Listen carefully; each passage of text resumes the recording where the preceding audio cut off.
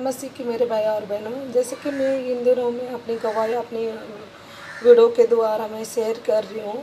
तो जैसे कि मैंने बोला था पिछले वीडियो में कि कैसे फिर गिरती हूँ और उठती हूँ।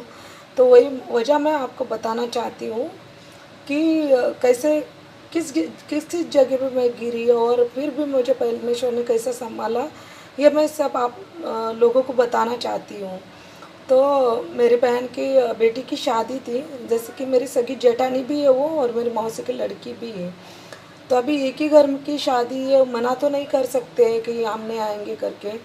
गई उधर 8-10 दिन रहने के कारण प्रार्थना से बहुत लो हो गई मैं उसमें, उधर प्रार्थना नहीं कर पा रही थी, इतने सब लोग हैं और सब अन्य जाति के लोग हैं और अपन विश्वासी मतलब मैं एक ही हूँ और उधर नहीं कर पा रही थी प्रार्थना। तो क्या करूँ कैसा करूँ कुछ नहीं समझ में आने लगा। फिर से मैं बीमार जैसे लगने लगी।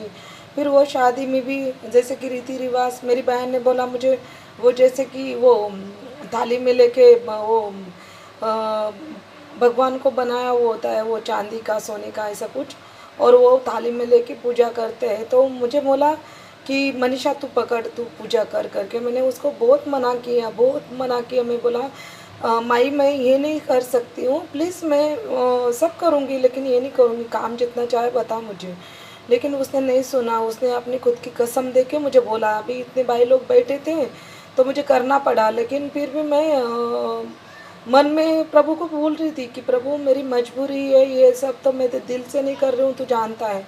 लेकिन फिर भी बोलते हैं ना, शैतान अपना ताबा लेता चलता है जब हम प्रार्थना में नहीं रहते। तो ऐसा ही वजह से कि मुझे ऐसा हुआ कि शादी होने तक ना बहुत शैतान ने घेर लिया मुझे, इतना शैतान ने घेर लिया।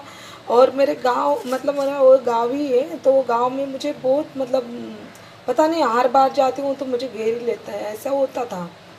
तो शादी विधि हो गई, उसके बाद में मेरी एक दूसरी मौसी का गांव है पाटना बोल के उधर ही। तो वो गांव में जाके मैं 15 दिन सो के ही रही। मैं नहीं उठती थी, नींद की गोली खाती थी और सो जाती थी। और इतना डरावना मुझे लगने लगा कि मुझे खुद को ऐसा लगता था कि अभी मेरा कुछ फ़ायदा नहीं है। मैं फिर से मुझे मरने का डर सताने लगा। फिर से मुझे मुझे वही जो पुराना था मेरा अंदर, वही मुझे होने लगा कि मरना चाहिए, कुछ फ़ायदा नहीं। फिर मेरी ननद उधर से पैसे के लिए फ़ोन करती थी, फिर बहुत परेशानियाँ आ गई मेरे अंदर, बहुत सारी परेशानियाँ आ गई। तो मैंने बोला ठीक है अभी कैसे भी करके जाऊंगी, जो होगा रास्ते में मर जाऊंगी, क्या करूंगी ऐसा करके फिर से मैं थाने में आई। तो फिर उसके बाद धीरे धीरे फिर से मैं चर्च जाने लगी, फिर से मैं प्रार्थना करने लगी। अपने घर में आई तो मुझे थोड़ा सा प्रार्थना करने के लिए मतलब ज़बरदस्ती में बैठी प्रार्थना में, मन तो नहीं कर रहा था और ना तो फिर मुझे अपना शरीर बैठ नहीं दे रहा था प्रार्थना में। लेकिन फिर भी मैंने ज़ोर ज़बरदस्ती से अपने खुद के शरीर को बिठाया और प्रार्थना करना शुरू किया। फिर उसके बाद धीरे धीरे सब कम कम होते चला। फिर मैं और स्ट्रांग बन गई। मतलब मैं यही सब तक यही पहुंचाना चाहती हूँ कि बहुत भाई बहन लोग बोलते हैं ना कि मैं चर्च में गई, मेरे साथ चमत्कार नहीं हुआ, लेकिन होता है। मैं ये सब क्यों बता रही हूँ, वो आप अच्छे से जानते हो। मेरी सब गवाही सुनेंगे तो आपको सब पता चलेगा कि गिरने से भी फिर भी खुदा उठाता है, लेकिन खुदा कभी हमें छोड़ता नहीं है। तो अगली वीडियो में मैं बताती हूँ और मेरे साथ क्या क्या हुआ। जय मसीह की।